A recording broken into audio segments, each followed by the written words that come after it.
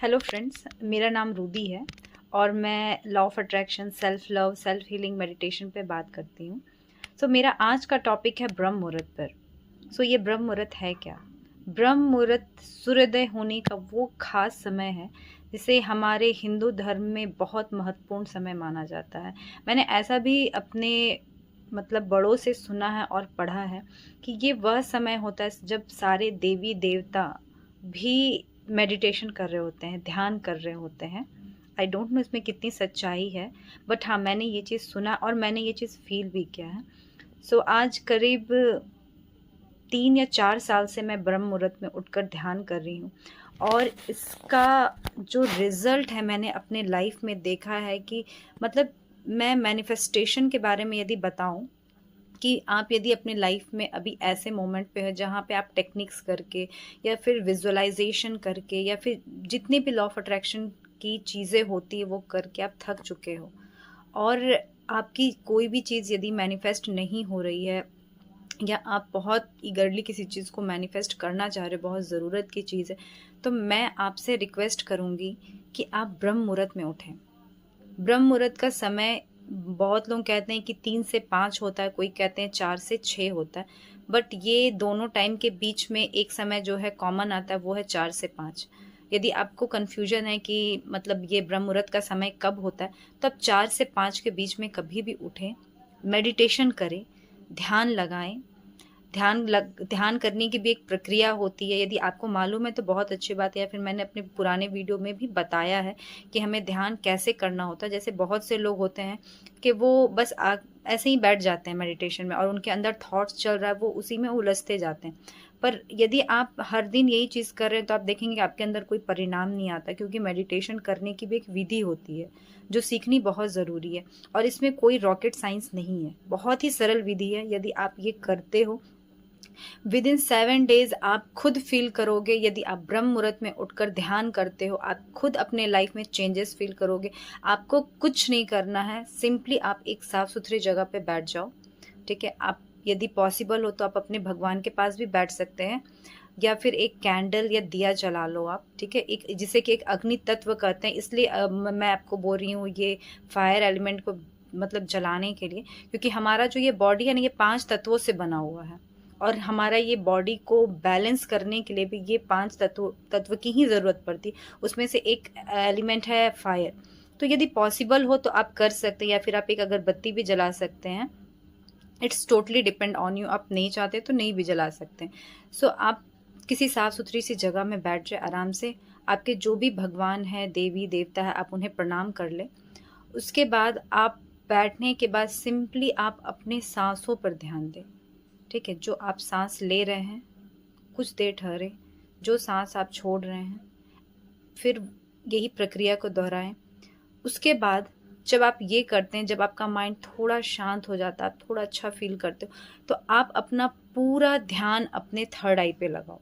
ठीक है, पूरा ध्यान वहाँ पे लगाने की कोशिश करो। देखो, जब आप मेडिटेशन करोगे तो आपको थॉट्स आएंगे, बट आपको अवेयर रहना है। जब वो थॉट्स आए, आपको वहाँ से अपना ध्यान हटाकर दोबारा अपनी सांसों पर लेकर आना है।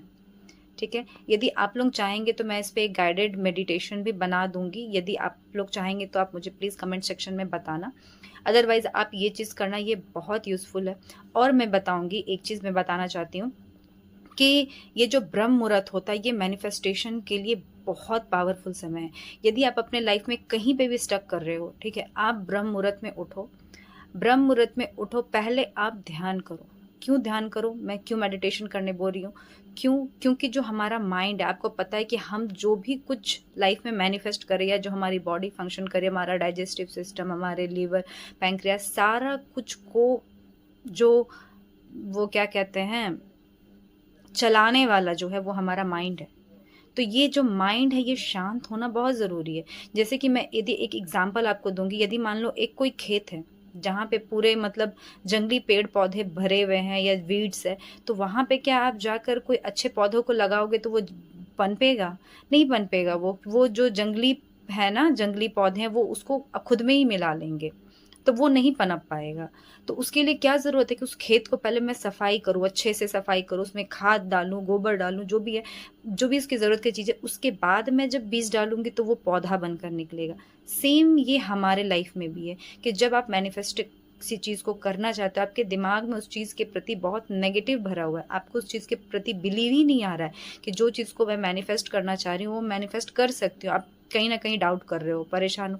तो देखो, यदि आप मेडिटेशन नहीं करते हो ना, तो आपके साथ यही होगा। मैं आपको साफ-सुथरी बात बता रही हूँ, क्योंकि मैंने अपने लाइफ में देखा, मैंने भी बहुत टाइम तक मेडिटेशन नहीं किया और मैं बहुत चीज़ों को मैनिफेस्ट करना चाहती, ऐसा नहीं कि मैनिफेस्ट नहीं होता, छोटी-छोटी चीज़ें तो हो जाती है, बट लाइफ में कुछ हमें जब जैसे कि जॉब हो गया या फिर और भी कोई बड़ी चीज़ को है, घर हो गया या गाड़ी हो गया, ये इन सब चीज़ों को ना मैनिफेस्ट करने में थोड़ा स्ट्रगल करना पड़ता है। तो जब आप मेडिटेशन करोगे, आपका दिमाग जब बिल्कुल शांत होगा, ठीक है? और उसके बाद जब आप उसके ऊपर कुछ भी पॉज़िटिव चीज़ों को डालोगे, आप देखना 110% आप चीज़ों को बहुत जल्दी मैनिफेस्ट कर लोगे। भले ही आप कोई भी चीज़ में स्टक हो, 5 साल, 6 साल से आप नहीं मैनिफेस्ट कर पा रहे हो, मैं आपको बता रही हूँ इस वीडियो पे, आप 21 डेज़ तक, ठीक है? निस्वार्थ भाव से आप मेडिटेशन करने के लिए ब्रह्म मुहूर्त पे उठो, ठीक है? आप 4 एएम उठो, ध्यान करो।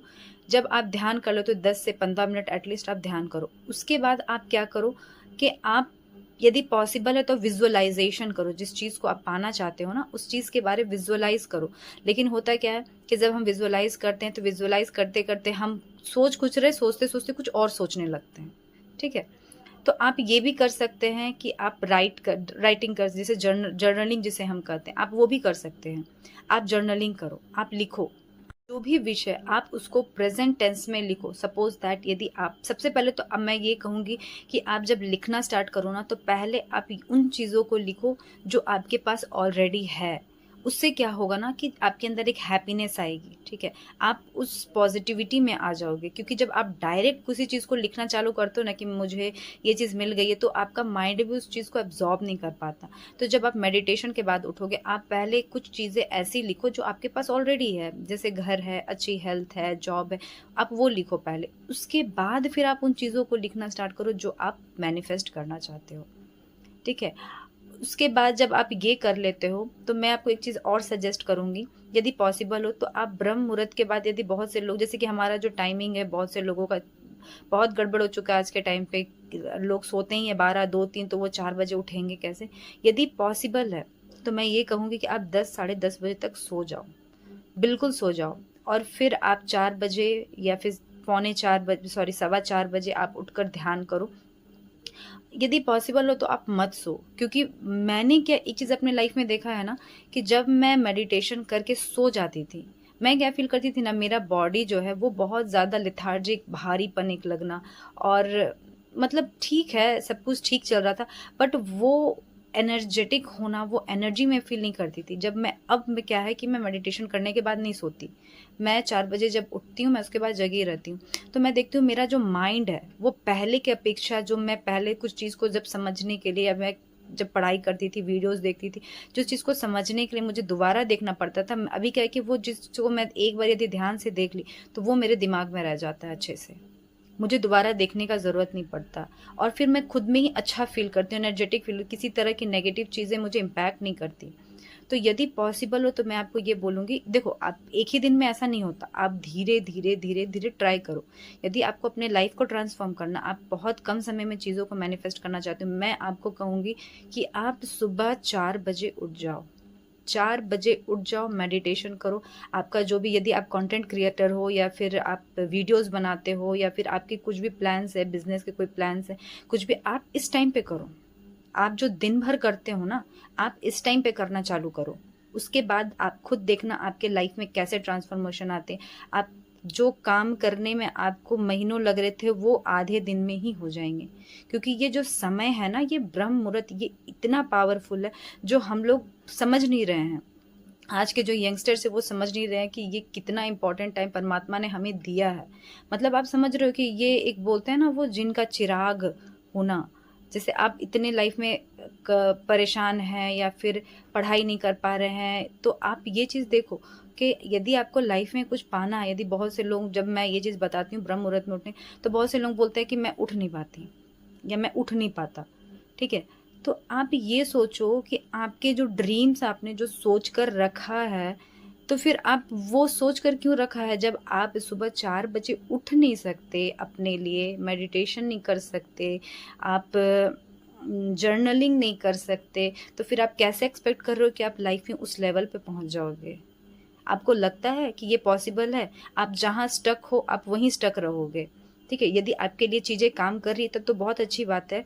लेकिन यदि आप कहीं पे भी स्टक हो, आप डिप्रेशन में हो, आप परेशान हो या फिर आपके रिलेशनशिप अच्छे नहीं चल रहे हैं, जॉब के लिए आप सफ़र कर रहे हो, मैं आपसे रिक्वेस्ट करूँगी आप 4 बजे उठो, मेडिटेशन करो, उसके बाद आप जर्नलिंग करो, ठीक है? आप लिखो, क्योंकि जब हम किसी चीज़ को विज़ुअलाइज़ करते हैं ना, तो हम सोचते-सोचते कुछ और सोचने लगते हैं, लेकिन जब हम लिखते हैं और उसी चीज़ को फ़ील करते हैं, तो वो हमारा सबकॉन्शियस माइंड जो है, वो पूरी तरह से उस चीज़ को एब्ज़ॉर्ब करने की ताकत रखता है।